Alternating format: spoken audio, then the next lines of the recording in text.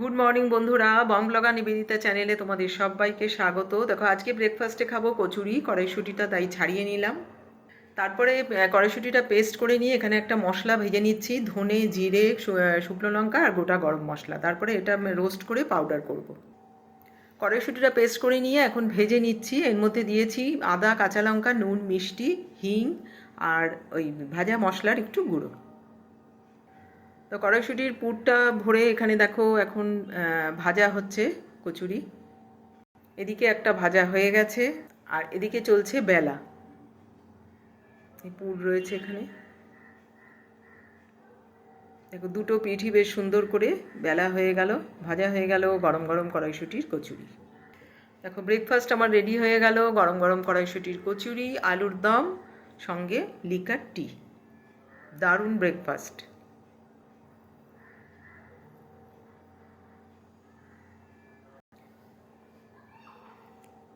এই কচুরি আর আলুর দম খেতে কিন্তু দুর্দান্ত হয়েছে। তোমরাও কিন্তু বন্ধুরা এরম করে বানিয়ে খেতে পারো। শীতের দিনে এটা দারুণ লাগে। তো দেখো, অর্ডার করেছিলাম একটু ফ্রুটস, তো বেদানা, আপেল আর নিয়ে এলাম ওই সান্ত্রা।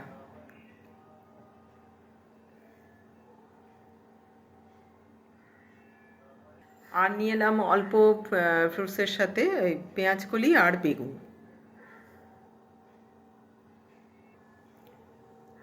সকালে খেলাম কড়াইশুঁটির কচুরি, তাই লাঞ্চে আমি খেলাম ওটসের খিচুড়ি, সমস্ত সবজি দিয়ে ওটসের খিচুড়ি।